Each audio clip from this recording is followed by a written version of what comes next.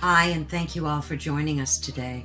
We are broadcasting live on the United Public Radio Network and the UFO Paranormal Radio Network, 105.3 on the Gulf Coast and 107.7 FM in New Orleans. Hello, everyone. I hope everyone is having a blessed and beautiful day. And I see that Reverend Michael J.Carter is about to pop in. So, of course, just to reiterate, thank you all so much for joining us at Ethereal Encounters Unveiled. Today, we're broadcasting live on the United Public Radio Network and the UFO Paranormal Radio Network, which is 105.3 on the Gulf Coast and 107.7 FM in New Orleans. Please join us in one of our various chat rooms so that you can connect with our host today, which I already let you know. It's Reverend Michael. I'm so excited to have him back again. And today we're going to be talking about a really juicy topic. And it's called non-human intelligences, religion, and consciousness. And just a little bit about the Reverend. We're going to take a long, deep dive into this topic. And he is a UFO contactee, a Reverend, as I said, Michael J. Carter. And he has chosen to share his message of UFO truth and experiences with the world. He also has a book called Alien Scriptures, Extraterrestrials in the Holy Bible. And that was published in March of 2014. It was a #1 Amazon.com book and list in the UFO related field. And I already told you what our topic is going to be. We're going to be delving into several different things today. Just for some background on Michael, he's also appeared on George Noory's Coast to Coast radio show and his TV show called Beyond Belief. He's also been on Gaia Television, and he's done many other television appearances, including being a regular consultant on the History Channel's Ancient Alien series. He's also appeared on America's Greatest Mysteries, hosted by Lawrence Fishburne. So today it's an honor to welcome Reverend Michael Carter as an interfaith minister, author of the books I just mentioned and all the other shows that I talked about. His work challenges us to reconsider our place in the cosmos and the very nature of divinity itself. So let me bring him on stage. I see he's trying to get in. I don't see him or hear him. I think he might be having a little bit of a technical difficulty. Michael, if you can hear me, you might want to leave and come back in. That might solve your problem there. But in the meanwhile, hello, dear Heidi. It's always so good to see you, my dear friend. Always a blessing.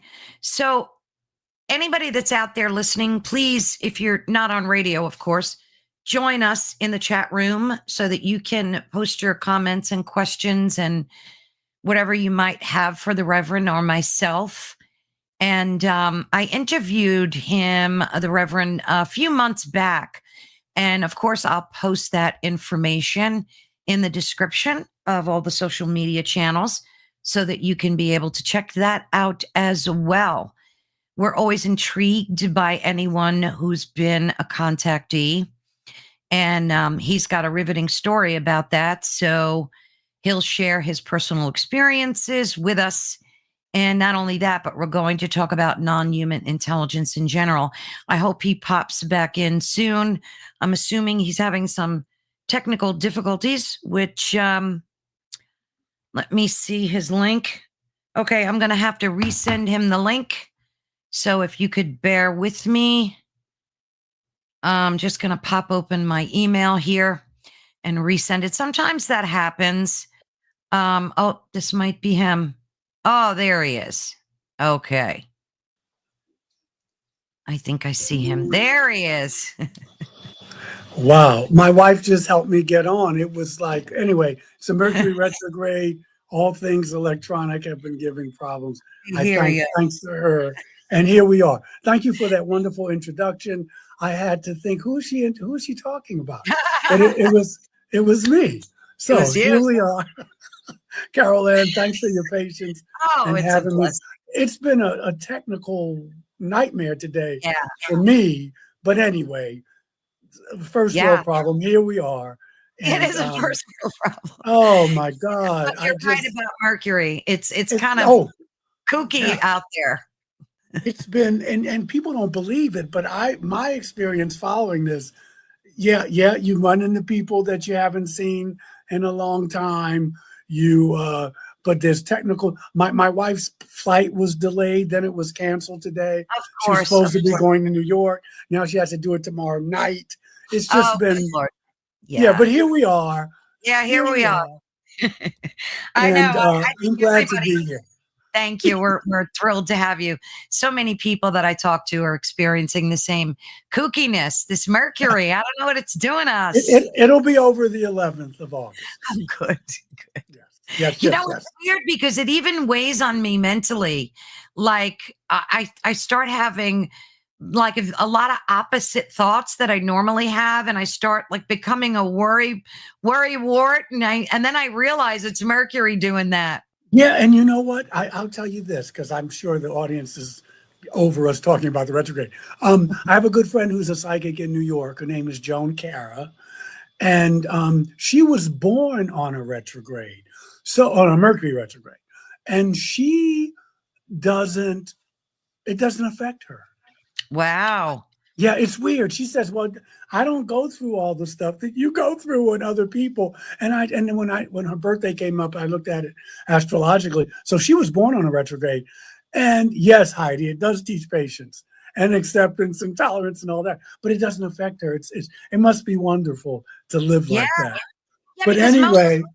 Most people that I talk to, and I don't know if it's psychological partly too, because once we find out that Mercury's in retrograde, we start expecting stuff to start happening. So who knows if it's part of that too. I don't know. It's kookiness. It's universal kookiness.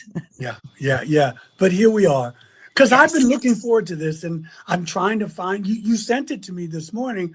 It turned out that my camera, because I have this light on, was I see. The camera was covering this light was covering the camera. Anyway, would you rather me have it on or off? I think off looks kind of more mellow. Okay. Yeah, that's good. Let's do it. Let's do it. Yeah, it's so hard to play around with cameras and lighting and my goodness. Right. Yeah. Hello. It was so good to see you. Please, guys, as I said, pop in. I'm sure Reverend Michael would love to hear your questions and comments as we dig into this topic. It's intense. It is. But first, I gave you somewhat of an intro, but I'd like to step away, of course, for a minute and let you kind of just tell the folks that don't know who you are, and maybe, talk about your experience a little bit too with as a contactee. We're going to get into that, but I'm going to step away. You take the stage for like a minute and kind of reiterate your background. I'll do a truncated version. Yeah, my name is Reverend Michael Carter. I serve a Unitarian Universalist congregation here in Western North Carolina. I lived in New York for almost 30 years. I worked as a professional actor and a chaplain. I went to seminary there. I have my master's degree in divinity studies. I'm a father. I'm a husband. Probably people would call me other names too, but it's a family audience. And so I've devoted much of my life to I call them technologies, but the technologies of prayer and healing. But also how to integrate religion and spirituality into contact experiences. I have 4 or 5 books that you could go on Amazon, or you can go to my website, which is michaeljscarter.com, and you can see, what I do and my writings. So I just wanted to get that in there. And we can go from there, Carol Ann. Yes. 1 minute. I got it in. Good. That was brilliant. Last time we had mostly a discussion about your book, and I'm going to put the link to that in this description as well. Because there's 5 of them, and people will, on UFOs and spirituality and healing and all of that. Absolutely. On Amazon, yeah. Yes. And I wanted to kind of maybe talk first about your experience that you had with aliens or non-human entities, whatever, you'd like to call them. Maybe you can just reiterate quickly some of the, because you've had a lot of them. Maybe you can, several, I mean, and with the most incredible one was the healing that you received. So maybe you could talk. Yeah. I'm going to go get I show you the statues so they can see who they were. They're right here.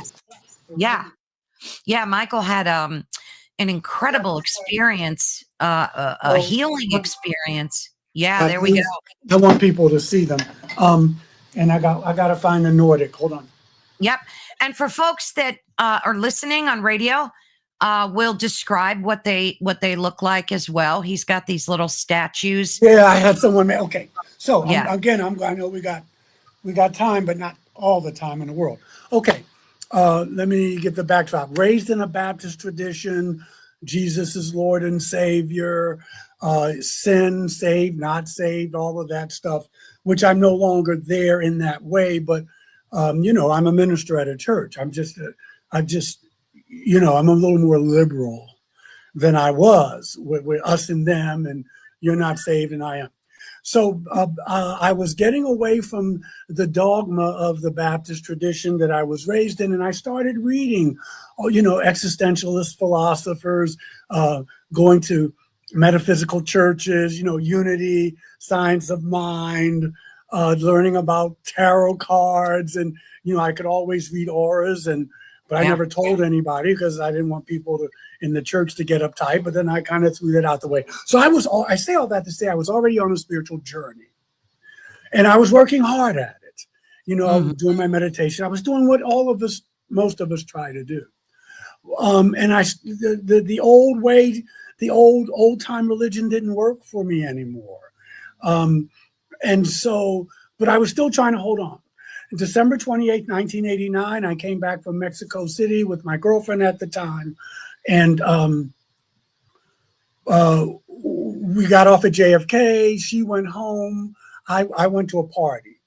I wanted to show off. I was all copper and my hair had changed colors. And, I was like, okay. And so I went down to Times Square to Hell's Kitchen and hung out. And so no adult beverages were served. Deviled eggs, which I love. And I went home later that night and, went in. I said, I'm home, gave her a kiss on the cheek, and I got in bed. Now, I don't know what time it was, but I know it was early morning. And I don't know whether I felt a presence in the room or whatever. I sleep on my side and on my stomach. But I got up and I kind of turned around and this person was there.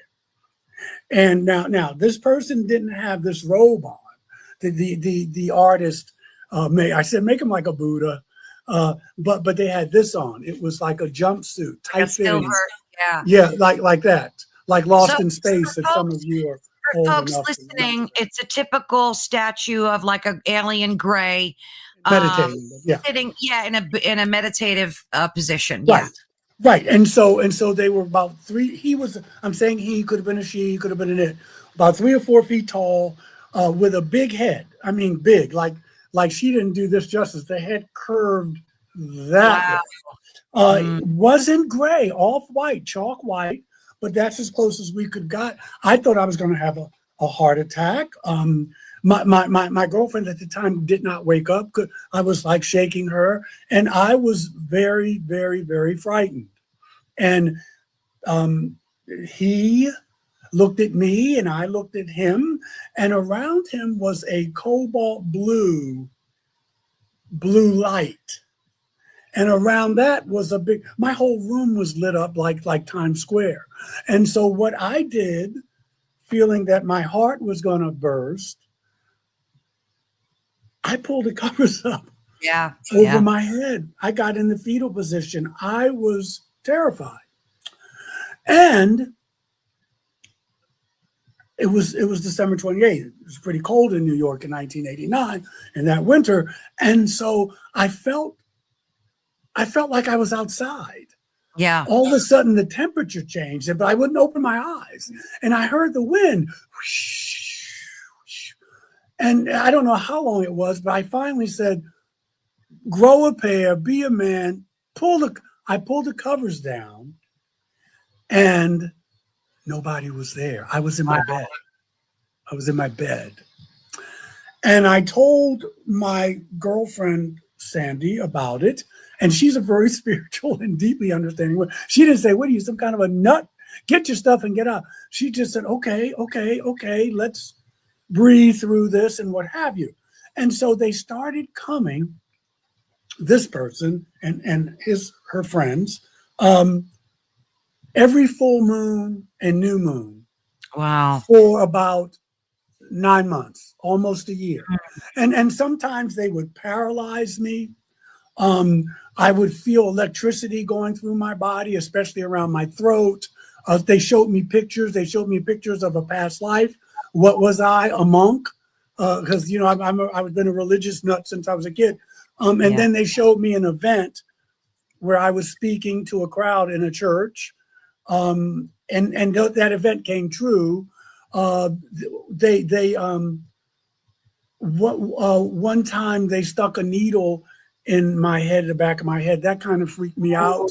But all I can say is, you know, I can tell it went on. And then I wound up seeing the reptilian people.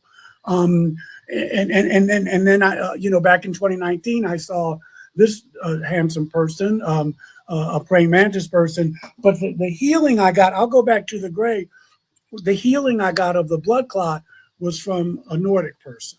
Yeah, and that's a statue of typical Nordic blonde hair.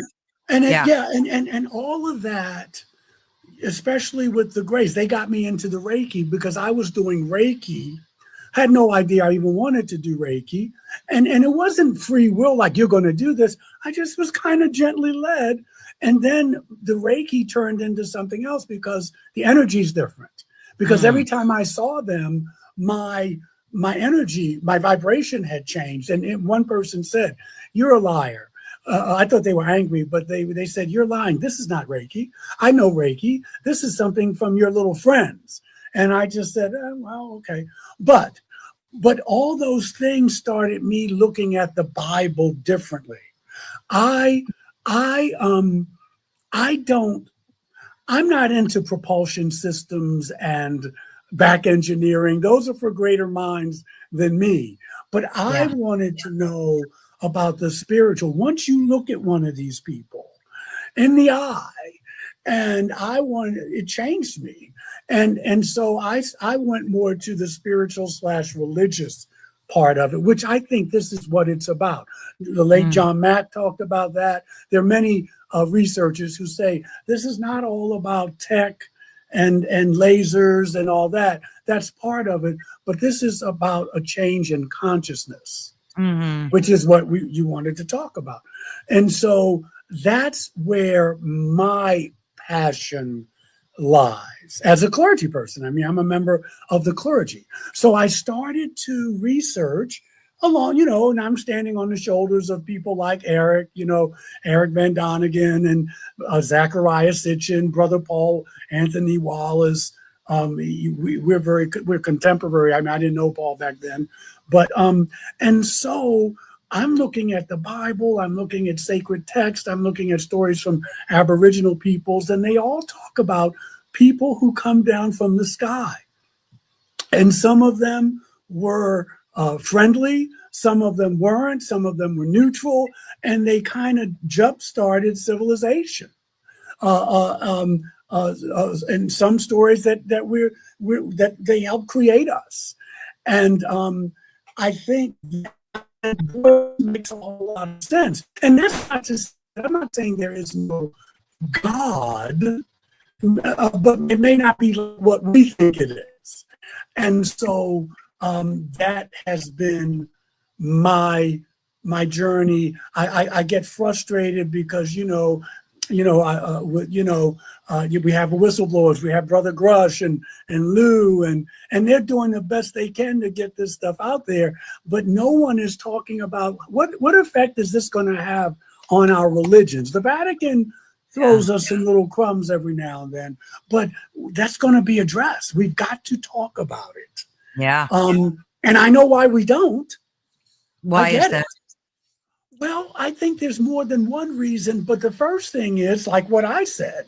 If someone's listening now, I'm going to talk about when we get, there are passages in the Bible that give us that imply that these beings were our creators. At least some of them were, and all the world's religions talk about this. So, whoa, wait a minute, you can't get people to even get along here in our culture with what's going on. Now you're going to tell me that these little green people made me? Also, if the stories are true, and I think they are, we've made treaties with some of these beings. Well, when you do that, you violated the Constitution, you violated so many laws of our nation and other that's going to be embarrassing to come out and say, hey, 70 years ago, we made a pact with the Greys, or we did this. And maybe some of those things are still going on. So I get it. But I think that if we do what they did in South Africa after apartheid, they had a Truth and Reconciliation Committee. And what they said was this: everything we did, people were murdered, people lost their lives, people because of our lives. Yeah. But if we go forward, we can forget about those things. And now you can come clean. You won't lose your tenure. You won't lose your pension. You were doing what you felt needed to be done. Otherwise, It's always going to be these lies, these innuendos, this disinformation. And maybe they're already working on it. I don't know. But I think that's the only way. Yes, horrible things were done. People lost their lives, being in the wrong place at the wrong time. You shouldn't have told about this. You saw too much. Yeah, get it. But if we can say we're going to start clear from now on, those things will be forgiven, if you will. Now, but as long as you come clean now, no more lies, then we could start getting to a little more truth and what's really going on here. Yeah, and just like Eversource said, so many of us can't wait to meet them. Most of us have a feeling that they're more angelic than demonic, that they're here for the betterment of humanity. There's a lot of talk about them being demonic entities, which I'm not so sure that there's enough evidence for me to kind of warrant that belief. What's your take on just that piece of it? That's a great question. I will say this. I have run in most of the beings that I have met. Like I said, one of them healed a blood clot for me. I mean, my spiritual growth was accelerated by meeting these great people. I would say, but also that's my experience. But what I've read, looking at yes, Heidi, there, and maybe not even good and bad, but good. Like I said, there's some beings who are here out of curiosity. They're just going to see, well, what are they going to do? Are they going to blow themselves up or not? There's some people who have come to help raise our consciousness. And then there's they're like people. And, they got some good. There's some beings who just want to keep us in this low vibrational fear state because we're easier to control. I think there's a combination of all of that, just like it is with us. What I would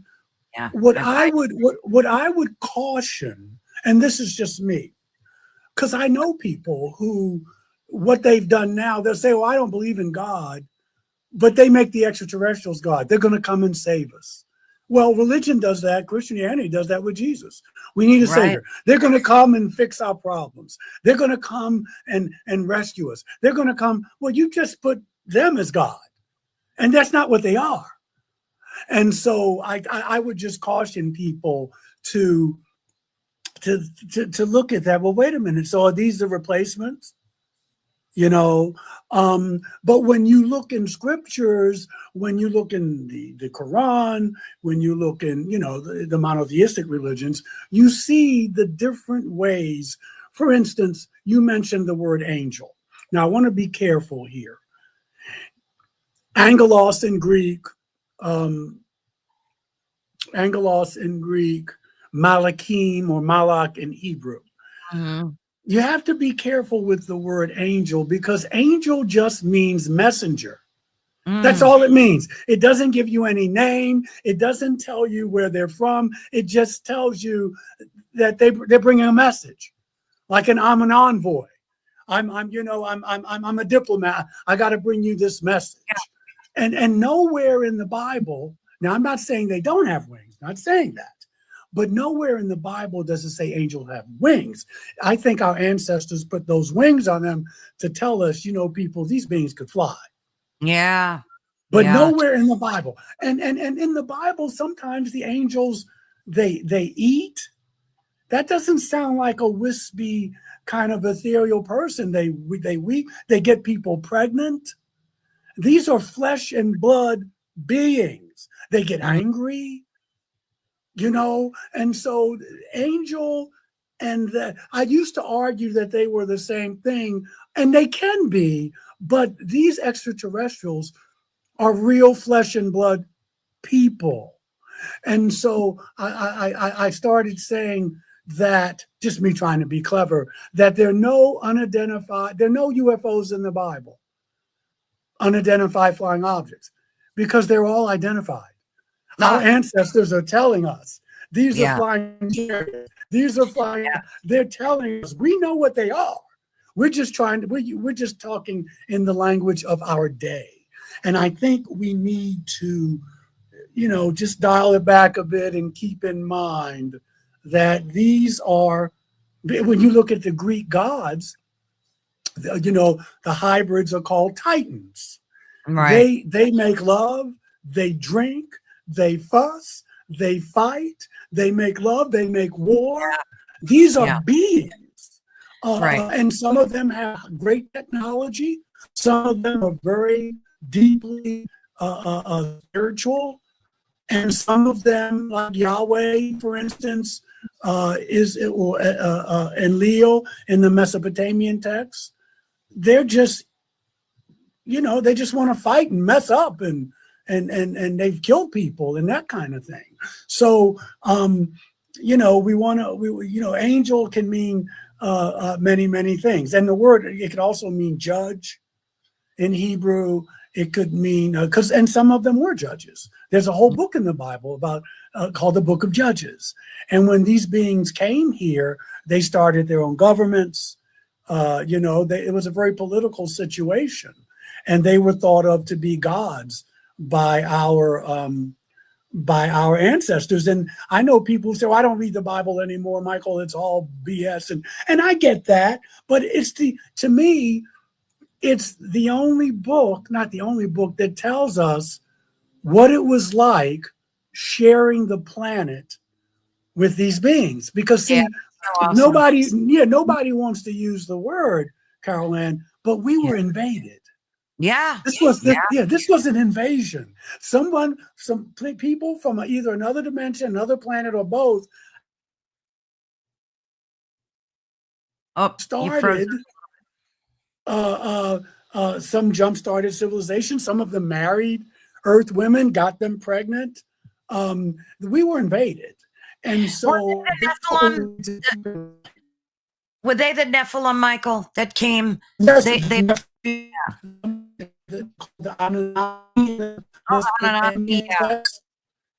Titans in Greek lore. I mean, these are not little angels on wings singing hymns. These beings were lusty. They got drunk. Obviously, they had sex. Some of them, if you look at the Book of Enoch, they showed us how to use crystal. And one story, they taught us how to make beer.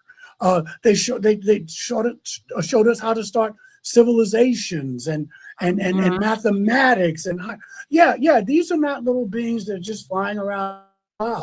singing hymns. These are flesh and blood intelligences from off-world. And many of them were born giants, right? And then that's why we some see of them were born. Some yeah. of them were they which tells you something else. If they were angels, how could they procreate with us? You know what I mean? These are beings. These are with personalities and with dreams and you know, these are people. They're just from elsewhere, if you will. Yeah, Eversource says, judging by the NASCAR mummies, they are clearly flesh and blood. I mean, they were. Yeah. I mean, you don't even have to look at them, Dad. You can read the Bible. These are flesh and blood beings. Yeah. You know, and again, nowhere do they have wings. Now, that's not to say, because I know people say, "Oh, my guardian angel," and I've seen angels with wings. I respect that. And who am I? The universe is teeming with life. Some people don't even need bodies. Some of they're just pure energy, their consciousness. Some of them don't need ships to visit you. But I just want to be clear. In the Bible, there's no winged beings there. Yeah, I guess they were, you know, like you said, given to them to indicate that they can fly. But they flew. These beings were gods. Right. They flew. Right. Yeah, pretty amazing. Now, I want folks to hear that story of your healing because it was quite remarkable. I mean, you'll tell it, but you had a blood clot that doctors were baffled by the healing of that. Maybe you can kind of reiterate that story for folks. Yeah, well, and also I want to give a little plug, but it hasn't happened yet. Ancient Aliens was going to do an episode of this story that I'm telling you. They say it may come out in November now. It was supposed to come out in March. They had the fires. Who knows? You know how Hollywood is. But hopefully, I talked to one of the producers. She said, Michael, we haven't forgotten about it. Hopefully it'll be out in November. So that's a shameless plug. But the papers are right there from the doctors because I had to send it to them, to the network. Anyway, July 4th, 2013. It was rough. My dad had died that January. I was getting divorced. It sounds like a country western song, a blues song. I had you know, my dad died, which he did, and I was getting divorced, and I was losing my job as a chaplain at one of the hospitals here. So, you know, it was kind of rough. And anyway, there's always a backstory, and I'll give you this because it's pertinent. I have a lot of friends who fought in Vietnam, and a lot, and they just trust me. I mean, I was too young. The war ended when I was graduating from high school. Lucky me. But you know, I just, you know, I draw them and we get along. So, and they would tell me stories. Some wouldn't talk about it at all. Some will, you know, but the ones who would talk told me about some of the things they went through, about, you know, sleeping in a foxhole when it's raining, getting shelled, that kind of thing. So July 4th, 2013, it rained here where I live in North Carolina, like terrible rain. And it was thunder. And I loved it because I don't like fireworks, and I don't like the 4th of July particularly. And I used to go to the fireworks. This is when my ex and I were trying to get back together, and we had a kid. So we would get together on the 4th of July, go to the fireworks. But, you know, it was a hassle. Got to find parking. You get there at 7:30 if you want to get a seat. They don't start till 9. The mosquitoes are eating you. People are so close to you. It just wasn't pleasant, but trying to be a good dad and maybe. But this July 4th, 2013, they canceled it. I was like, hallelujah. I don't have to go. Yeah. So I'm in bed. I'm living by myself in a little little apartment. And again, it was 10 minutes, 9:50 our time. 7:50 West Coast. And that the reason I say that because after the incident happened, I called Shepard. Do you know Preston Dennett? Yeah. I called Preston. At that time, he was still living in California because he had a whole book out on this. And I had a blood clot that was from my right ankle up to the groin area. It was huge and it was painful. I never had one before. I thought I pulled a muscle. And so they were giving me a Nexaparin. I was injecting myself with stuff to kind of thin the blood. It was horrible, twice a day. And it was a blood clot, and it could have killed me. Oh, sure. So July 4th, 2013, I'm lying in bed and I hear it happened this past July too, July 4th, but I was hearing the thunder and lightning and it sounded like artillery. It was so loud. It sounded like we were being shelled here. And I thought to myself, this is what my friends who in Vietnam went through. Mm. And I said, oh my God, so I tried to go to sleep, but I couldn't. And again, I don't know if I felt someone in the room. Now I can tell sometimes when I'm going to get a visit a little bit because the atmosphere changes and things get real quiet. The air gets a little thicker. I can't explain. But anyway, I turn around and this guy, now he's not the exact, I'll show you what he looked like, but he had this on. This guy he had not a hoodie, a cowl, like a monk in medieval time. He had a rope belt. He had bangs here, but he had a hoodie on, but his eyes were blue. He was pale like this. You could see he wasn't human, but you'd be humanoid, but his energy, and he was so built that you could see his muscles through the robe. I mean, This brother must have went to the gym on the ship. This brother was cut up. Yeah. And I was looking at him like, what the? And again, just doing my business, no hello, no what. He held his hand out and a right hand and an apple green light, healing green, hit me in my stomach. And I didn't feel it, but I saw it. I was like, I was waiting for some pain or something. And he just dissolved. Like his molecules, and he was as tall as my ceiling. So he had to be about 8-9 feet tall. And he just dissolved. He's like you're watching Star Trek. He just went. Yeah. And, when my heart started to subside, I just happened I looked down at my leg. And it was normal. The swelling was gone. So it was instantaneous, the healing? Wow, that's really amazing. I called Shepard. Shepard. No, it's another friend of mine. I called Preston. Shepard's on my mind. I called Preston Dennett because he knows he wrote a book on it. He put me in his second book, but the first one was I already had. But he wasn't home. And so I talked to my daughter and my ex. And it was almost choreographed. They did this at the same time. They healed your leg. And they did. It looked like, my right leg looks like the veins were rearranged. Wow. That's it looks like it's a little more muscular than my left leg, but it looks like they did something with the veins. The veins are like in a line. Yeah. So I had to go to the doctor because remember, every week, 10 days, they stick me and take the blood and want to see because they're trying to get this thing down. And when I went, they were like, what did you do? How did you do that?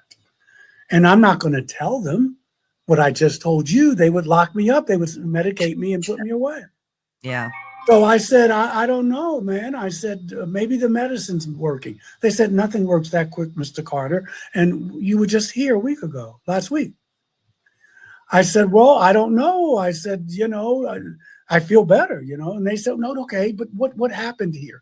What did you do? And finally, after that went on for about 3, 4, 5 minutes, I said, look, I don't know what to do. I don't know what I did. You don't know what I did. And so aren't you happy? Can you be happy? Can you be happy? I'm happy. Are you happy? That I'm happy that this is gone now. Yeah. And I don't have to take the medicine anymore. And they backed off. They said, no. Of course we're happy. We want you to be better. We just don't understand this. I said, look, you're a person of science. So am I. But I'm a minister. Maybe a miracle happened. But I don't know. And they backed off. And they wrote down, they didn't write down, everything I said, but they just said it was gone. And they wanted to put me on Coumadin for the rest of my life. I said, no. And so that's, okay, so this brother, because this was clearly a male, here's an ET that was friendly, that helped me out. Okay, now, all of them. So you know what I mean? They all got their personalities. Yeah, absolutely. You've never seen this particular alien before. That's the first time I ever saw a Nordic person. Wow. My friends in Europe say they see them all the time, but I don't. I usually was seeing the grays, or I saw the reptilians twice. I got my little person here, and I saw that, and I saw the mantis person. But that was it. I saw a blue person once with a big head, like a gray head, but they were blue. But that's it. That's my story.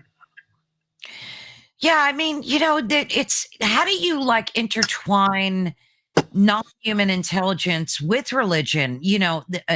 There's a spiritual part of you and a religious part of you, and yet you manage to intertwine it with these interdimensional beings in your life. How did you because it's in the Bible. Yeah, because it's in the Quran. Yeah. See, we're doing what our ancestors were trying to do. A little more sophisticated. We got more technology, but they were living with these beings too. They were walking with them. They were walking down the street with them. They were landing and open and coming. You know what I mean? These are pre-Stone Age, pre-Bronze Age people that, the Hopi talk about them, the Cherokee. So they're deeply spiritual people. So, but our ancestors were doing the same thing. The only thing I know that they didn't know, or maybe they did, that's not true, that these are not gods. They're not gods. They may be God-like. Right. Because they're ahead of us in many ways, especially technologically, some spiritually, but they're not gods. They're just advanced, very advanced, some of them. And so that makes me feel better. I look at the Bible and other, and the Quran and the Vedas, the Hindus, and they're trying to navigate these people. Yeah. How do I share the planet with these people? I don't want to get on their bad side. I don't want, I'm going to do what you ask because I see what you incinerate me or you drop a bomb here or whatever. But, and that's what I think people, the governments of the world, especially our government, they're going to have to come out and say something about this, man. I'm talking about not the fear-based. I get it. There's some beings that you want to watch out for. But some of these beings created us, and some of these beings jump-started civilization. And when there's a flood or something, when there's a catastrophic thing, they reboot. Plato talks about it. The book of Genesis talks about it. Yeah. When you open up Genesis, what do you notice? The earth is already there. Yes. The earth is already there. And there's been some type of cataclysm because it's all this water and rain. And so what? When you read the original translation, so they're terraforming. They're separating the dry land and the salt water. And that's called terraforming. Yeah. So they're cleaning up a mess. And then, let us create man in our image. Let us. Who's the us? Elohim is plural. Us, gods. Right. And that's been the whole mess with all of this. People don't want to recognize that Elohim is plural. It means more than one. Yeah. These Yeah. are That's a good point. gods. Yeah. That's a good And point. some people say, oh, it's the Trinity. No, there was no Trinity then. The Yeah. Trinity didn't come into existence until the 300s, the 2nd century, 3rd century. Yeah. You know, so we're being told, you know, and then you go back to the Tower of Babel, and they're talking about, what are we going to do? They're multiplying.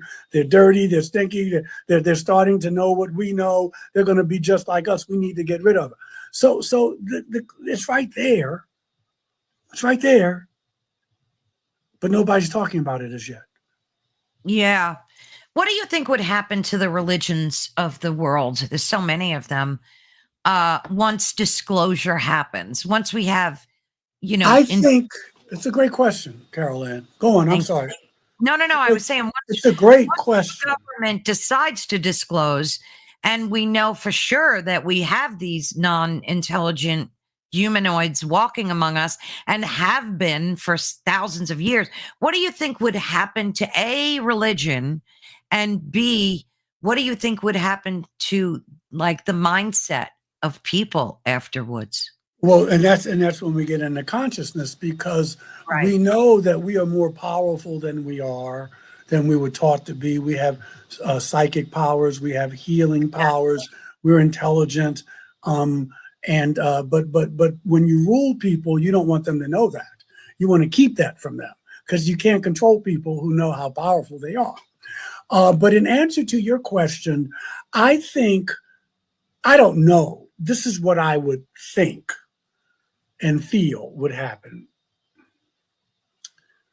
I think the philosophy, like Buddhism is not a religion, it's a philosophy. It's a very good philosophy. I try to practice some of that.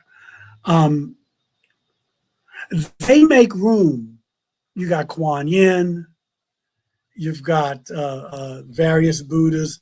They make room for other deities. Catholicism will do well, because they make room. Yes, you got God, but you got Jesus, you got Mary, you got Saint Jerome, you got Saint. They'll navigate it. Obviously, Hinduism will, because they've been doing it for 5,000 years, and they have gods, and they have, you know, the Brahman, and then they have Vishnu, and da. I think Christianity is going to have a problem, because they're saying that Jesus is the savior, not only of the whole world, but of the whole cosmos. Do other beings need to be saved? Do ETs need to be saved, some of them? So what is he going to do? Is he going to go to every planet and get beat up and spit on and crucified and rise again? That would be really cruel, wouldn't it? Oh, yeah. So, yeah. So Christian, because they don't make room. It's just God. And Jesus is not even that. Jesus is God. So they're going to have to do some explaining. Yeah. Because if he's going to be the savior of the whole world, and because he died for the sins and resurrected, suppose he goes to a planet, you have to go to a planet that never heard of me. So I got to go through this all over again. Yeah. Oh. So it's going to be an interesting explanation.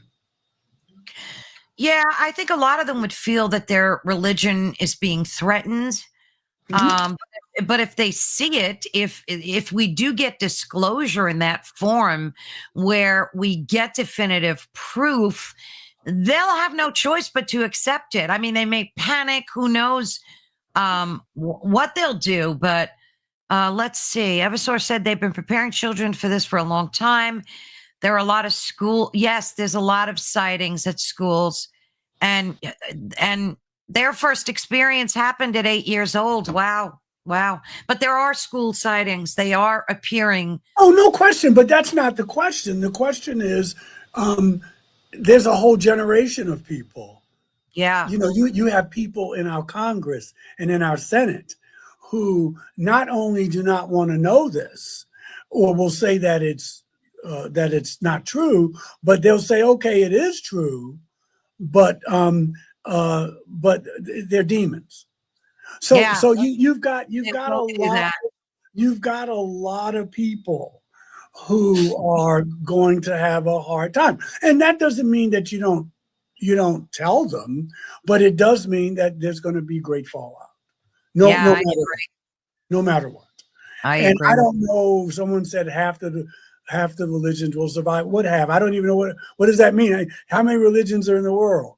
All I do know is that we have to come to grips that we live in a populated universe, that are not the highest on the food chain, that there's life out here, visible and invisible, and that can do both, and that we have to find out how do we live in a world like that?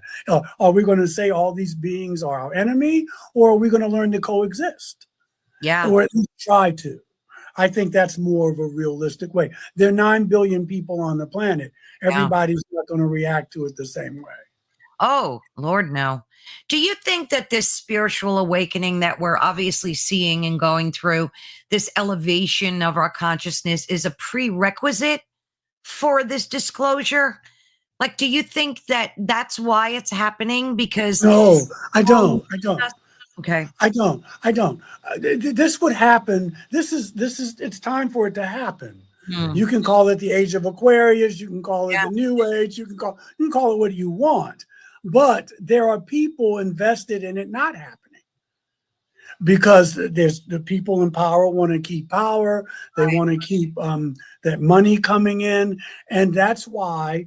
I mean, eventually they're going to die off, but that's why there's such a pushback to this. That's why there's so many draconian laws and legislation now to keep this from happening, because an educated populace is not easy to control.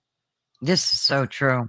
It's not easy to control. Same thing with religion. There's healthy religion and there's dysfunctional religion. Most dysfunctional religion is to keep you paying, praying, and obeying. Oh, yeah.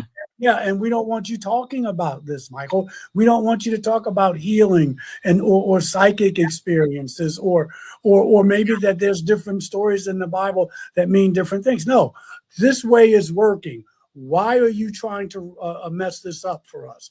Why? You're a troublemaker, and so on and so forth. But it's time, and it will happen slowly but surely. People are seeing that, wait a minute, this is more to life than I'm being told. This is a kind of matrix. This is whatever. Yeah. And, Sparky brought out a good point. I think many of the people like me, a druid, will be helping others understand and relearn. Maybe that's the reason that many of us are going through this spiritual awakening, so that we can help ease the transition of maybe their arrival. It's a possibility, right? It is a possibility, but I would say that hopefully you would do that anyway, whether they were ETs or not. You know what I mean? And I look at that in a lot of ways, but the best ways, I look at it like this. If that is your mission, you will know. But the best way to teach somebody is to live it yourself, and give them the freedom to make their own decisions. If they don't agree with you, doesn't make them bad people. You're not better than them. You're not smarter than them. You're really not even that much evolved than them, because at some point, whether it was another lifetime or at some point in your life, my life, we were just like them.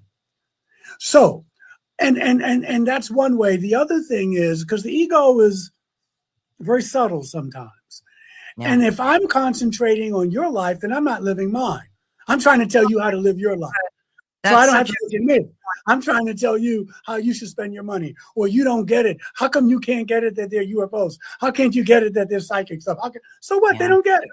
It's not you're not the be all end all. Live your life. And they'll say, you know what? I like that style of recovery that Caroline is. Right. I love what Reverend Carter is doing. I think I'm going to talk to them. I'm going to try and be like that, instead of, I'm going to tell you what, because I just got all the answers. I'm evolved. I know about ETs. I can talk about ETs. I can talk about psychic stuff. I can talk about, so what? So what? Try to be a decent human being. Gosh, and let people make their mistakes. Let people, if they don't want to do it, doesn't make them bad. They're just not there yet. That's what free will is. Not you trying to get somebody to see what I see it on Facebook all the time. And I try not to answer one day, but sometimes I'll go, boy, when I grow up, I want to be just like you, because you seem to know everything. And, let people, you want to live a life of love, you want to live a life of service, then you do that. But you don't have to be trying to make other people believe what you believe, because that's the ego. Oh, and you can say, oh, I'm just trying to help them. I'm just trying to help. Nobody asked you to save the world. You want to help me? Start walking your talk. Start walking your talk. Yeah. Yeah. I love that. I love that. Yeah. I mean, I think that the ego has a lot to do with it, because I hear a lot about people that are having their spiritual awakening and they're not seeing ET. They're not getting visited, and they don't let it bother them. And they go, well, it's just not meant for me to have a visitation. Yeah. That doesn't make you special. Everybody has them now. I'll share something with you.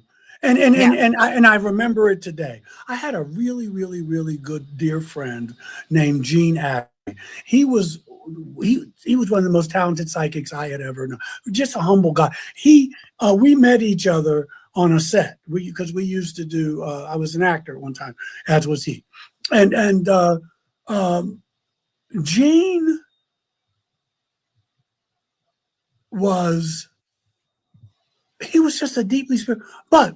And not, I mean, that's the end of the sentence. But one day, I before I was in therapy and in a support group, because I was having a hard time with this. Oh, yeah. I wasn't sleeping at night. I was having problems, and out of fear and stuff. And so one day, Gene was going to give me a reading, and I went up to his house, and he opened the door. And he said to me, tell me you were bringing anyone else with you. And I said, what are you talking about? He said, you know what I'm talking about. I said, Gene, what are you talking about? He said, these little people around you, he says, I don't know, but they look like they have something to do with outer space stuff. And so we did the reading. And I said, and I still didn't trust it yet, so I didn't tell him. And he told me about some past life stuff with them and Atlanta, and so we would, he was very helpful. But he wasn't like people were today. Oh, well, maybe they'll come visit me, or, he didn't go and start reading up on him. He was just, so one day, he would give me a reading every 6 months or so. We didn't just talk about that. We talked about my career and things like that. That was before I became a minister. And one day I got on his nerves, and I went in, and he said, sit down. And he said, so I said, so Gene, what do the space people want me to do? What are they doing? What do they want me to do? I saw him the other day, and and I could tell that he was getting a little. So we went through a guided meditation. And he said, Michael, let me say something to you. I can't draw them in. I can't call them in. They come when they want. And so far, every time you come here, they come. He said, but I just want to let you know, there is more to you than this. There is more to who you are. There is more to your life than this. I couldn't hear it back then, but I can.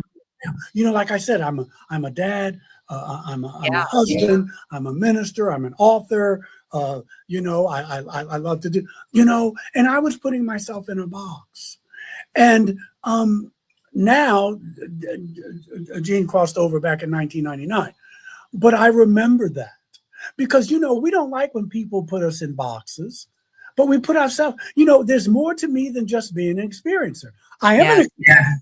And I will probably always be one once you are, but my life is full.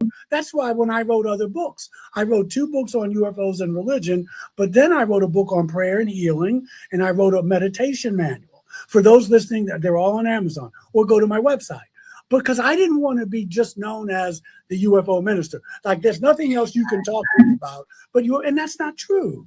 But I still am known as the UFO minister, and that's okay. But for myself, I know I have the books out. I got a new book of sermons, and that helped me because I just incorporated in my life. Took me a while. I was in therapy for a while, not for this, but for some other family of origin stuff.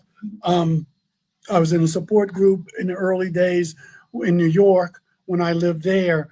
But so it's not a big deal to me. It's part of my life. I could have a contact, an experience tonight. Tomorrow my wife goes, because they usually come when she's not here. Well, my wife now, and they may come, but it's okay. I mean, it's scary. Don't get me wrong. But what I'm saying is, and the next day I still got to get up and make breakfast. Absolutely. Go to work. Yeah. Paid. So that was the most important advice he ever gave me. Yeah, it's interesting. I interviewed someone once, and they saw this orb up in the sky when they were walking their dog, and they took video of it, and it was really miraculous looking. It was big and bright, beautiful. And oh, my mic's got a little feedback going on there. And I said to him, wow, how did that affect you? Like, did that change your life? And he said, well, yeah. I mean, in the moment, I was blown away because I always wanted to see an orb. He said, but, when I got back in the house, I still had to feed the baby and change the diapers and do all that stuff. So, yeah. And it takes a while, but I'm just saying, because you can spend your whole life doing this and miss other things. When I first went to the support group, which I needed, eventually I had to leave because it got to the point that unless we were specifically talking about the phenomenon, they didn't talk about anything. And so you don't grow.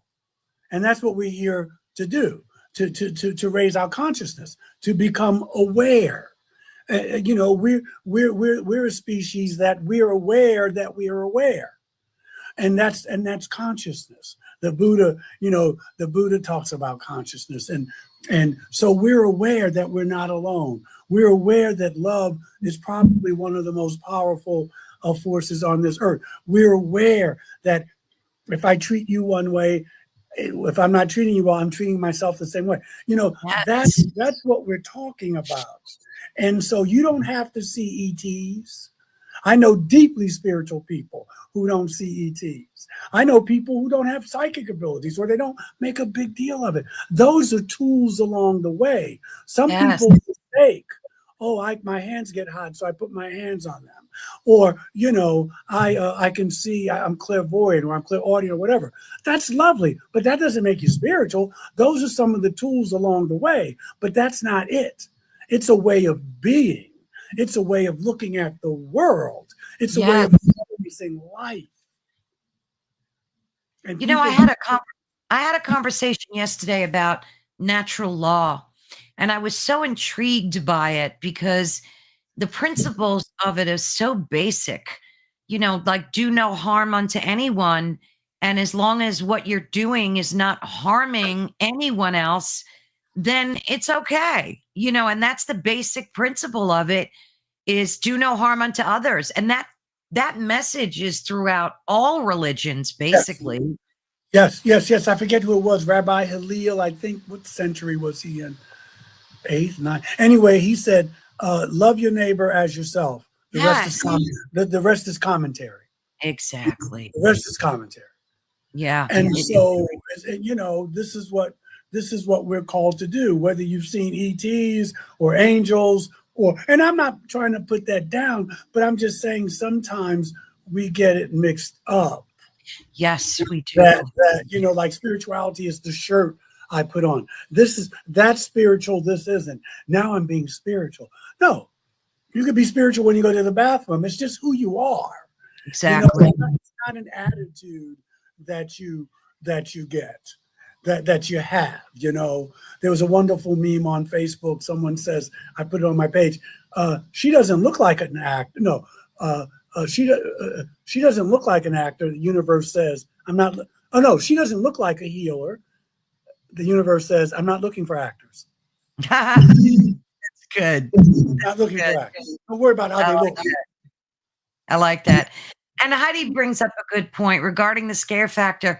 She told her kids that to know what's in your heart and soul, and that light will always win over dark, but there is a need for balance. Easier said than done. She's gone through some scary experiences, knowing that and living that journey. Yeah, I mean, that fear factor too. You get it in the media, you get it on social media, everywhere, on TV, in movies, and it's pervasive. It's everywhere. They want to keep us afraid all the time, and then censor us so we can't speak our truth. And I don't know, maybe these non-human beings are here to, not only, like you said, some of them could be wicked and not have good intentions for mankind. That's but the sure. ones that do, I think, are here to teach us these lessons, right, Michael? Yeah, but also, yes, period. I'm with you, Carol Ann. Also, but letting you go through the lessons. Yeah. Not doing them for you. You see, because there are some things to be afraid of. But that doesn't have to be your whole modus operandi. Yeah. Yeah, you know what I mean? People talk about, I have no fear of anything. I think you need a therapist. But there's some things to be afraid of, but that's different from but that's different from living your life from fear. If you're in the military, whether you need to be there or not, and you're at war, I don't want to get shot. I want to get home to see my kids. Exactly. I'm afraid I'm not going to get back home. I need to be afraid of some things in order. You know what I'm saying? But you don't want your whole sense of being to be about fear. Yeah. And so, and remember, you cannot fear. Courage is not the absence of fear. Courage is when you feel the fear, but you do what you need to do anyway. Yes, exactly. You see, so we want to be human. We're always taught to be more than human or less than human. Yep. But just to be human. Yeah. Just to be human. How do you think artificial intelligence is impacting our humanity? What do you have to say just about it in general, first of all? And secondly, do you think there's a potential for it to become sentient? I think we're nowhere near that. And it's interesting because I'm going to do a sermon next week at a church called AI and Human Beings. I think we're headed that way. We're headed that way. And we're already there in a lot of ways. Mm-hmm.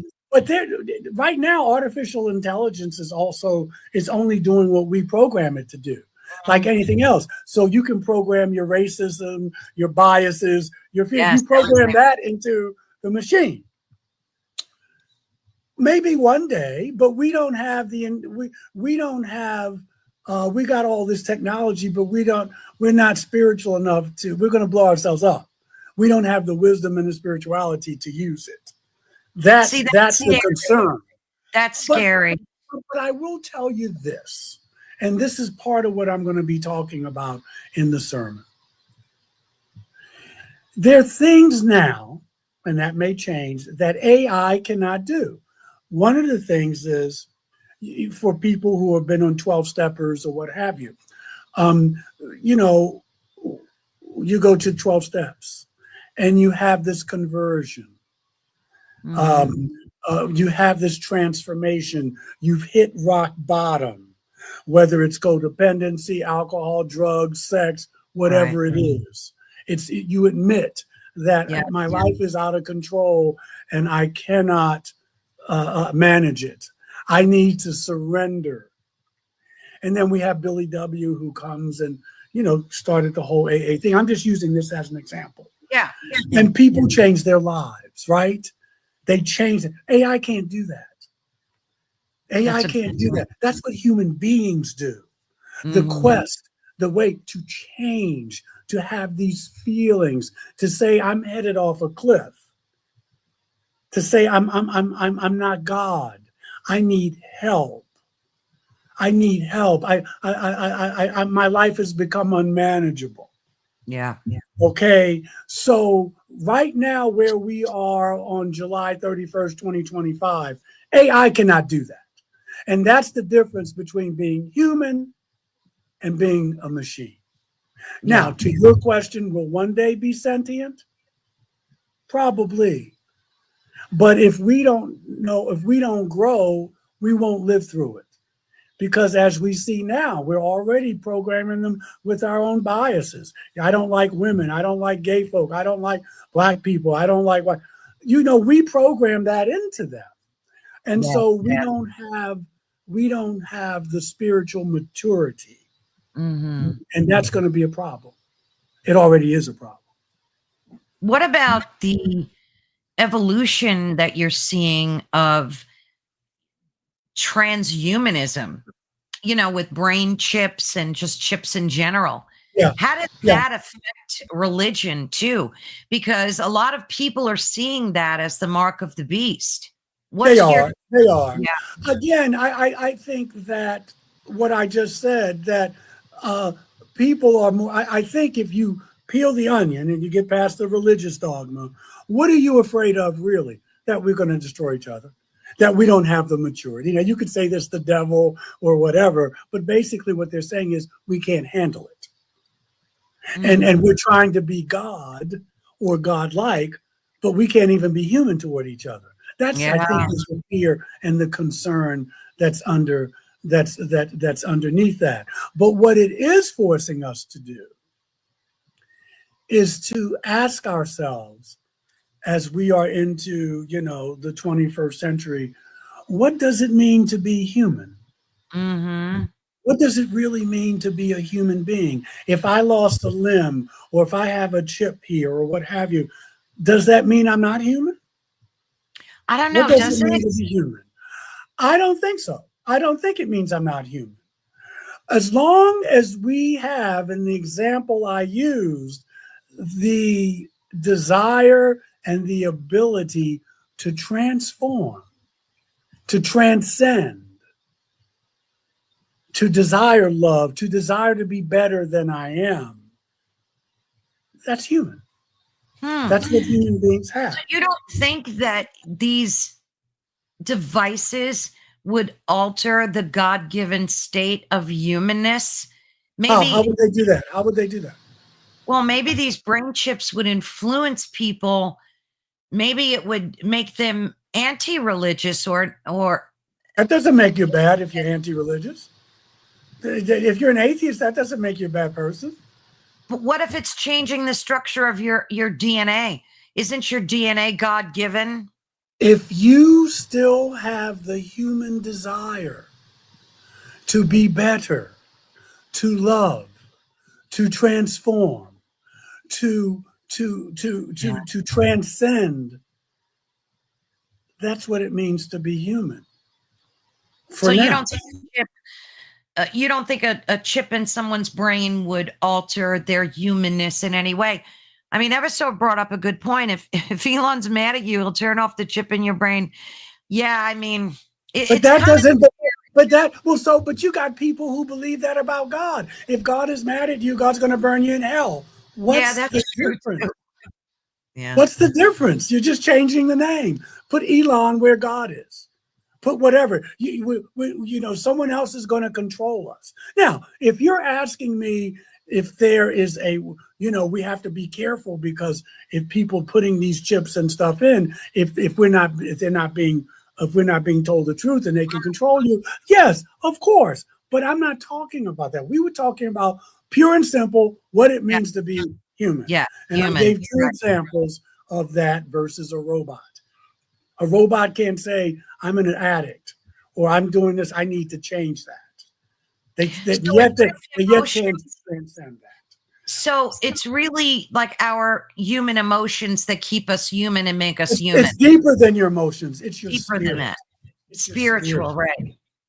Well, a lot of people believe that consciousness doesn't reside inside of our bodies, but more around us, like our consciousness. That's okay. Yeah, they have a right to believe that. I don't know if that's true. What's your take on consciousness? Where do you think it resides? I just told you it comes from within. It's something that no one can give you. You know, Einstein says that energy cannot be created or destroyed. Consciousness is a form of energy. So if you can't destroy it and you can't create it, it's already there. It's already who you are. So it's not in our brains, it's in our entire entity. It's a part of our essence. That's the word I would use. It's part of your essence. Yeah. I said it's in your soul throughout lifetimes. Yeah. Do you believe in reincarnation? Speaking of, I do. Yes. And how do you see that working? Do you just keep coming back until you get it right? Until all the life lessons are learned? Like how do you think reincarnation works for you, for us humans? I think the way it works from my study and from what I was shown, just that brief thing about I had a life prior to this from the graves, is that life is sort of like a schoolhouse, and that you live to grow, to evolve, to make mistakes, and then when those lessons are learned, and sometimes they can take lifetimes, you go to another plane of existence where maybe you don't need a body. Maybe you're in the astral plane, or you know, because there's 7 planes. From the highest is the Buddhist or the Christ consciousness. So it's a steady progression until you go back to source, which is where we came from. That's how I am not of the mind that I was a dog at one time or a snail. And there are schools of Buddhism and Hinduism, I believe. Yes, I don't believe that. But I do believe that I have existed, that I have always existed, and that I always will exist. And so the thing is to not get too attached to this, because this will die. The good looks will go away. The firm body will go away eventually. And it's not to say you don't take care of it, but you get it that there's, and a lot of religions have bastardized this, but at the essence, you are more than your body. Oh, yes. You're more than your body. And so you take care of it. It's the vehicle you're using lifetime to lifetime. But you don't want to fall into the trap of that this is the totality of me. That's how I understand going from lifetime to lifetime. So what, you were shown some of your past lives, or just one? I was shown one past life as religious, as a religion. I was a monk. And that's because I'm very comfortable. Even when I was a kid, with religion, I'm fascinated by it. And then they showed me an event that happened years later, and I had a 3-piece suit on, and I had forgotten all about it until after it happened. I said, what just happened is what they showed me was going to happen. I was speaking to a large group of people in a church. Do you have any memories of being on board any of their vehicles, any of their space? No, I didn't consciously, but when the late Bud Hopkins and the late Gene Mundy regressed me, those memories came up. Oh, wow. So you were on board. Yes. Yes. I think when I went out the window and I was cold, I didn't know I was out the window. That's when I probably got on.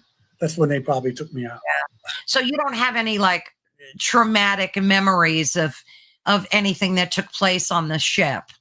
No, I have traumatic memories that I had in my bedroom. I like many experiences. I still have post-traumatic stuff. Sure. I mean, when my wife goes away, which she will tomorrow, it's hard for me to be home by myself. I close all the blinds, that's going to keep them from, right. And I turn off the lights because we got a lot of lights in our house, and I'm like, well, I'll turn more on. I still keep the lamp on till I'm ready to go to sleep. It's like a little kid, like, oh my God, it's gonna keep the boogeyman away. Yeah. But I still have that, and I probably always will. It's not as bad as it was. Right. And I had a traumatic. I'll share this. This was when the great little gray people were coming to see me, and they would come, like I said, twice a month, full and new moon. Wow. And they would paralyze me. And I don't know whether that was for their protection or mine. I don't think I would have been violent, but it did. And I would feel electricity going through me, especially around my throat. And it's interesting because I make my living speaking. Talking, yeah. Yeah. And one evening, they would always come when my wife was at work, because she worked at night. Except that first night, she was there. And I was paralyzed, and I couldn't open my eyes, but I was wide awake. Or maybe I didn't want to open my eyes. They stuck a needle. Ooh. I felt a needle go into the back of my head, a syringe right there, that little circle there where your neck meets your head there. Someone said you could get to the pituitary gland that way. I don't know. May got to be easier ways. And I got to tell you, I had not had pain like that ever. Okay. Ooh. Okay. I mean, it hurt. And then it was over, and I finally opened my eyes, and no one was there.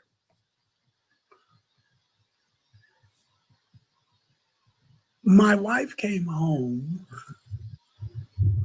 and she said, I saw you in the living room in your underwear with a golf club.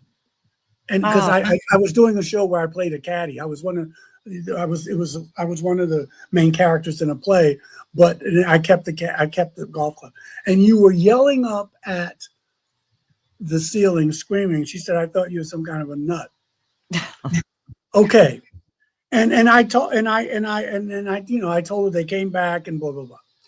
And a friend of mine who was an astrologer said, Michael, I know this is weird, but you got to talk to them, man. They're probably in here now. You got to talk to them. They hear you. You got to say, you got to put some boundaries up. Look, that's not going to work. You can't, I mean, I can't handle it. So I did. I walked around the house one day when I was home by myself, and I said, hey, man, this is the game I can't play. I mean, that was pain. So anyway, maybe about a week, 10 days later, the second time in the month, I could feel it. And they were in the room. And I was afraid to open my eyes. I was paralyzed. And in my mind's eye, they showed me a syringe. They showed it to me. Because they never really talked. The reptilian spoke a couple words when he visited. And I know it was a he because his voice. But they showed me the syringe. And you know when you give blood and the nurse is just so, you don't even feel it going in. Yeah. That's, I felt a little prick in the top of the crown chakra here. That was it. And it was like, oh my God. And then I could tell they were gone. And I took that as they heard me. I took that as they said, well, look, we got to do what we got to do. Yeah. But we didn't mean it to hurt. So we're still going to come, and we're still going to do it. Word. But we got it. And that's what I took that as. When was the last time they did something like that to you? Well, that was the last time they stuck me with stuff. They would come. I used to always get the electricity because people would see me and they would go, have you been in the sun? Have you been out? Because I started to glow a little bit. And also people would say, boy, your energy. Oh, I love your voice. What happened? Your voice is so soothing. And I attribute that to them.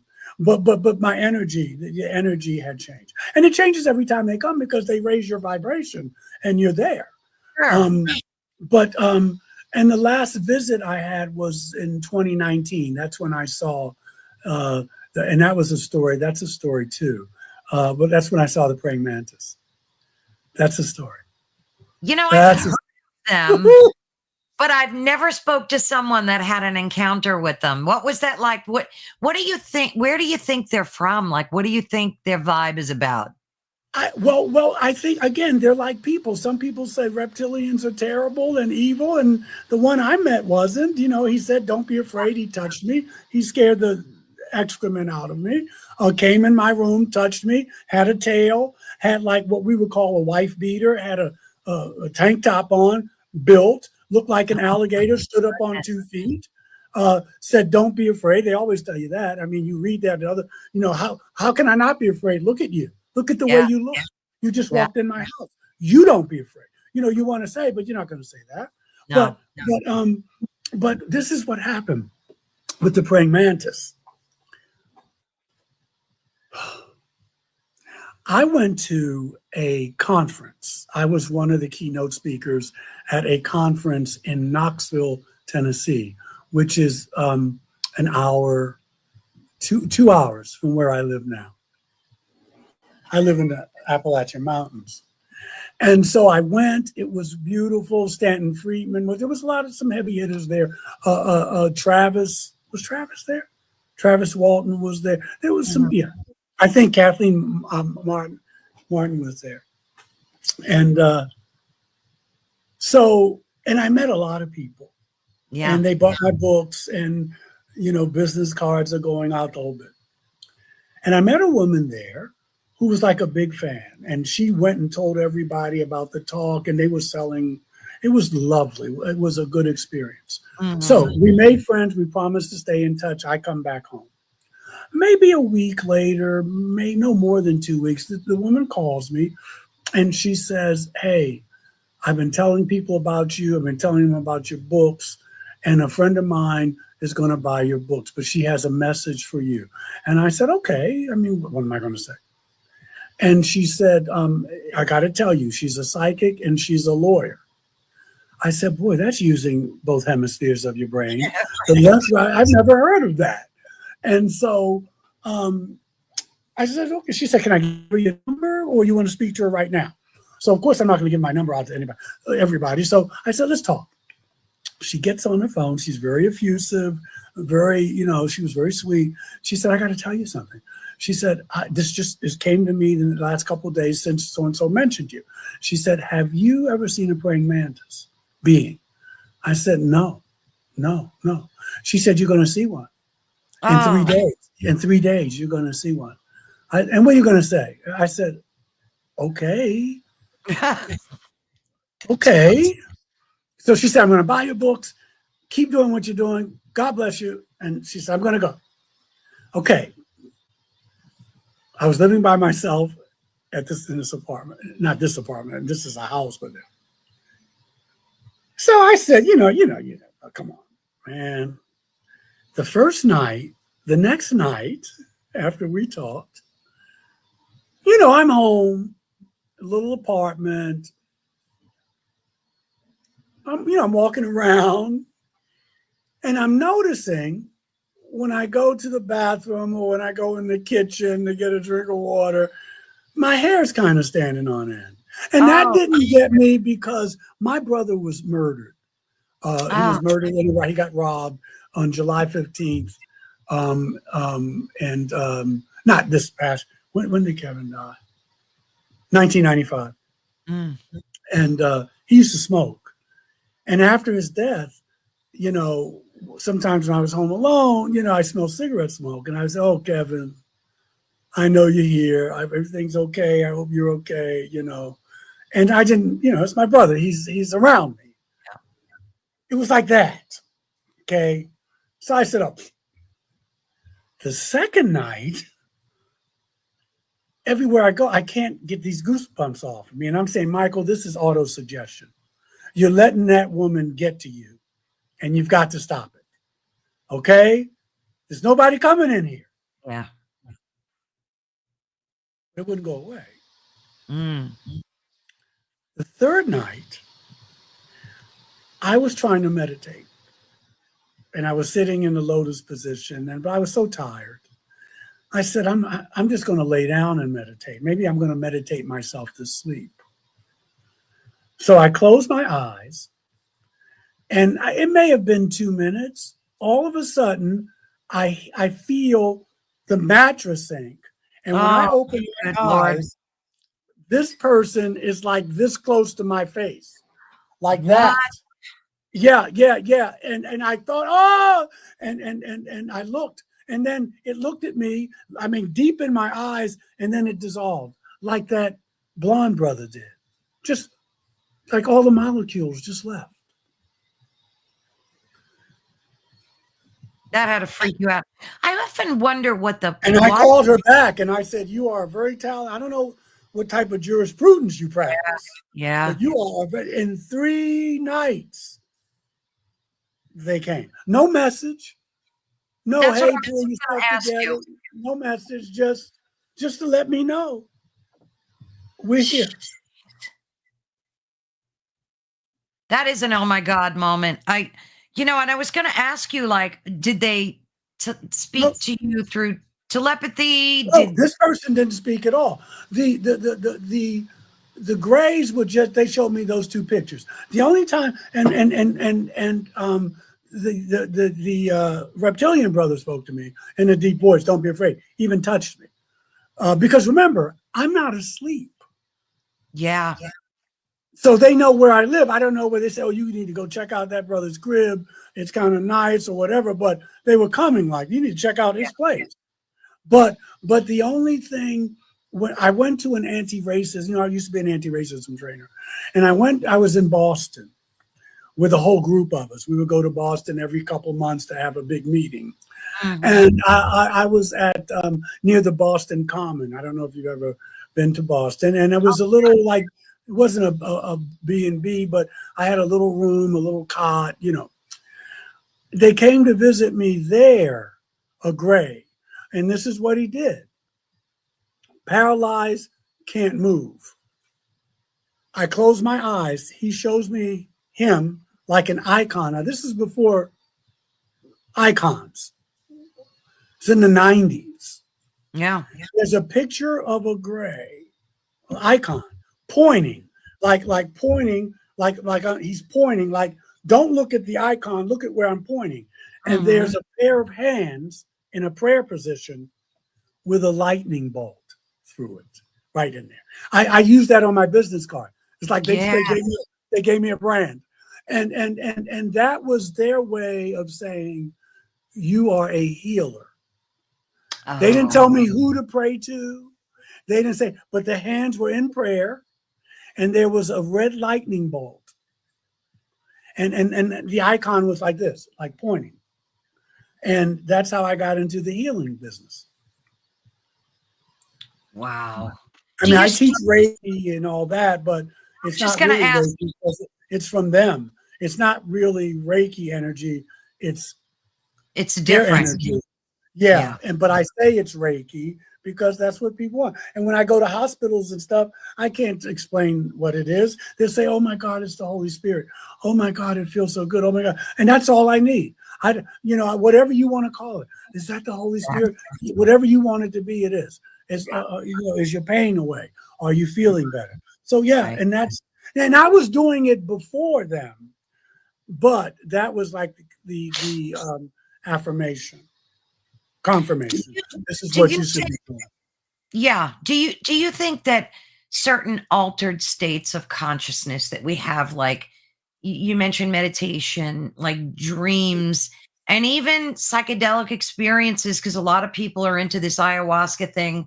Yeah. You think that these are like gateways yes, to... they can be. No question. Okay. Because Aboriginal people have been doing this since they've been on the planet. My good friend Paul Anthony Wallace says that he has evidence that Plato, they were drinking a little drink back then that would help them to alter state. Yeah, I don't know the ins and outs of that, but yeah, these are altered states, and they can be induced from nature, from using what nature has given us. And that's what they were used for a lot of times, to get in touch with the gods, to experience different other states of reality, and to bring that information, that experience back to real time. Yes, and share that with the public. Now, I not that I'm prying, but in your life, and I always like to see if there's a correlation between folks that have experimented with these higher consciousness gateways and their contact with non-human entities. Like, is there a correlation there? I mean, yeah, that's what I'm saying. There are people who do it just for them. Was there for you? No. I did it just to get high. Oh, okay. I did it just to get high. No, it wasn't sexy. When I was younger, I did it just to get high. Now, there is a feeling sometimes you get, or maybe sometimes things become clearer, plans you made, or I need to go apologize to Carol Ann. I shouldn't have said that. Oh my God. Sometimes you get those insights. I didn't get anything, earth shattering, but people do. And they've been doing it, and they will continue to do it. Yeah, there's got to be something to it. I've even seen now where folks are doing DMT and they're pointing lasers on walls and they're seeing like matrix codes and they have it all documented. And it's like a whole big thing. It's not like it's actual science. They're doing videos of them and analysis. So maybe there is this gateway that can let us see into this matrix that we live in. Who knows? I mean, I don't think I would ever do ayahuasca or anything like that. I'd be too chicken. But there's a lot of people I know and interview that say it has transformed their lives. Yeah. It's crazy stuff. I don't know, Michael. It's really a journey that, like, what do you think at the end of the day when you're by yourself and thinking about the journey that you've been on, your ET experiences, everything, your ministry, what do you think it's leading to, or has it led to anything specific now? Like, is this part of your mission to get this? Tell us. No, I feel that I'm very fortunate that I had to go through what I had to go through. Even the things that were negative, having 2 family members murdered, that kind of thing. But I couldn't be the person I am had I not been on that journey. And I don't think there's a there. We were taught in the West that life is linear. It's cyclical. Yeah. It's cyclical. And so I'm just trying to enjoy the journey and try to make life a little more pleasant for others and myself along the way. It's really, I'm not trying to be self-deprecating.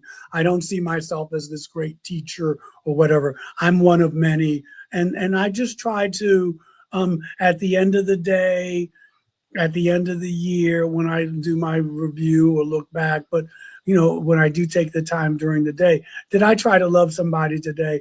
Did I make someone happy today? Or Michael, you weren't at your best then. Tomorrow you'll be better.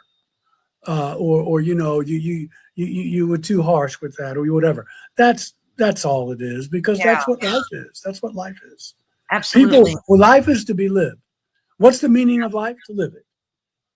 Absolutely. And any meaning that you get from life is the meaning you give it. I may give a life a meaning different than Heidi Gold. It may be different from me than Eva Soar. And that's okay. Different doesn't mean wrong. Or we're both on the same page. That's what I'm doing too. But I think that's what it is. You keep your eye on the prize. Life is to be lived. And any meaning that you get it is what you get. I'm sorry? What are you most proud of today? My daughter.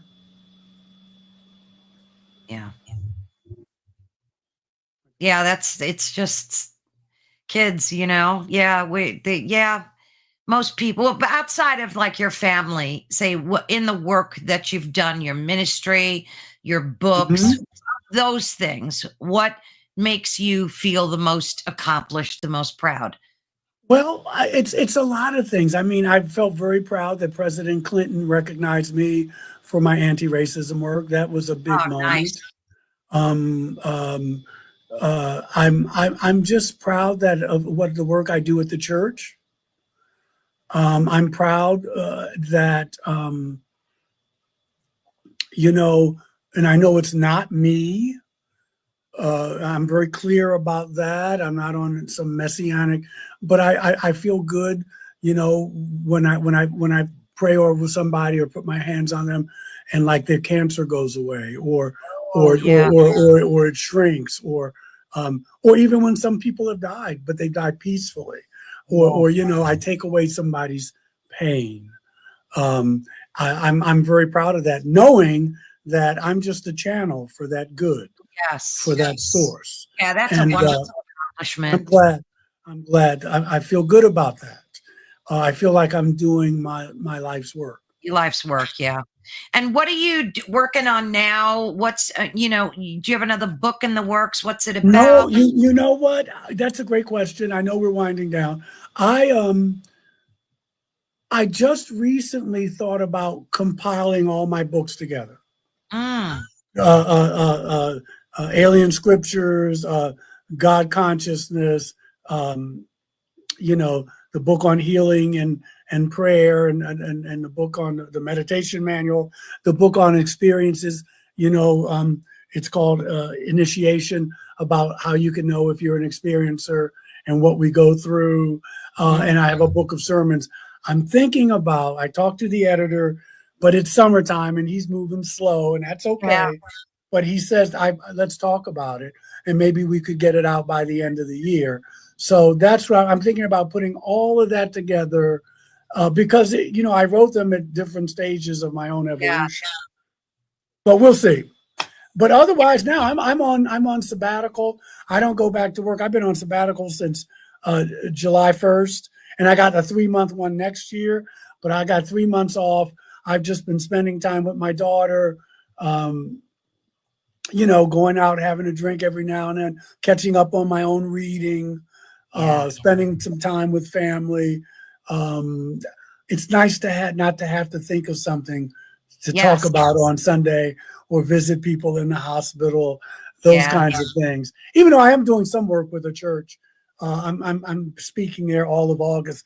I do need the extra money. My daughter's getting ready to go back to school in a few weeks, but I'm just enjoying doing nothing. That's great. doing what I want to do. I feel like I'm retired, even though I'm not. Yeah. I get a check. You know, I get a check. I got some Reiki clients. I'm speaking at a church this Sunday, and then most of August. But September 21st is when I go back. It'll be here soon. But I get excited because I love Thanksgiving and Christmas. And, you know, I say, oh, my God, it's coming. And it's nice. And it's nice to be on your show. And I love doing it. Yeah. And so, you know, we'll do it again. Oh, we definitely will. And thank you so much, Michael. It's always so enlightening speaking with you.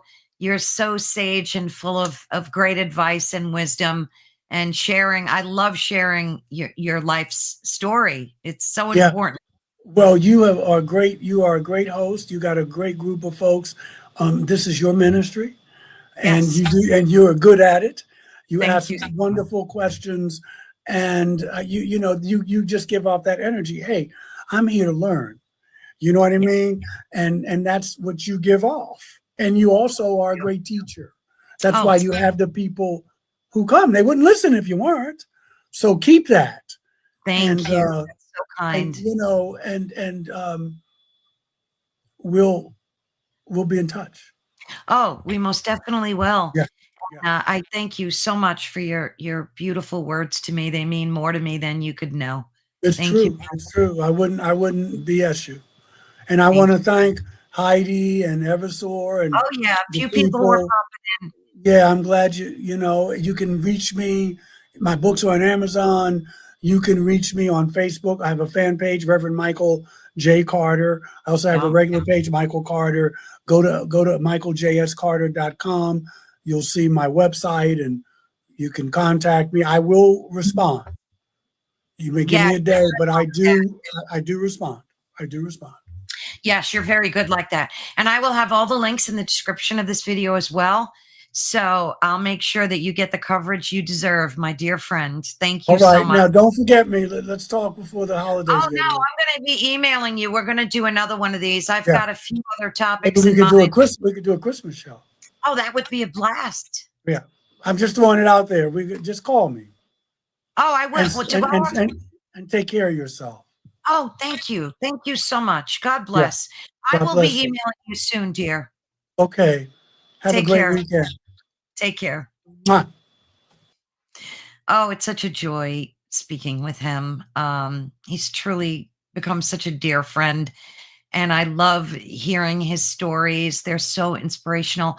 I think that was a truly illuminating discussion. I love his unique, beautiful perspective and how it allows us to like bridge the gap between ancient wisdom and contemporary understanding of these ETs or non-human intelligences. And I'm glad that you were here as a part of our journey today. And thank you all so much for tuning in. And thank you for listening today on the United Public Radio Network and the UFO Paranormal Radio Network, which of course is 105.3 on the Gulf Coast, 107.7 FM in beautiful New Orleans. Someday I'm going to get there. I've not been there yet, but I definitely want to visit. It's an absolutely magical place. But thank you so much. Please support all of our other hosts. Each week, you guys will be introduced to featured guests from various television shows, films, radio, authors, best-selling books, and beyond. And you will be able to learn about various topics ranging from ancient history to ufology, the paranormal, extraterrestrial theories, conspiracy theories, and more. I love all of those and more, or what we would call high strangeness. So thank you all so much. Make sure that you support all of our other hosts and guests. It means the world. Thank you, Heidi. You are absolutely a blessing to us. She supports this network. Eversor, thank you. And I know folks were popping in and out. Sobahan, my name is Rose, and I'm bigger than the biggest ever believer in the paranormal. Love that. Thank you so much for joining us. I hope I didn't skip anybody in the comments, but sometimes I get so wrapped up in listening and they scroll fast. And if I missed anyone, I apologize. Thank you so much for popping into the chat. It means so much. And my dog, Oliver, knows that it's time to say goodbye to you. He's so smart and intuitive. He just knows when my show wraps up. It's amazing. It must be something in what I say. But dogs are so smart. We have to love our animals. God bless all the earthly creatures. And thank you all again. Love all of you dearly. Have a blessed one. Don't forget tomorrow to tune in. I have a really super duper show at 3:00. It's with Jesse Khaleesi. And we're going to be talking about a topic I think all of you will really enjoy. It's unlocking your potential, discovering the best numbers for your harmony and prosperity. And I read his book and it was amazing. It's about, Heidi, you're so cute. You always mention Oliver.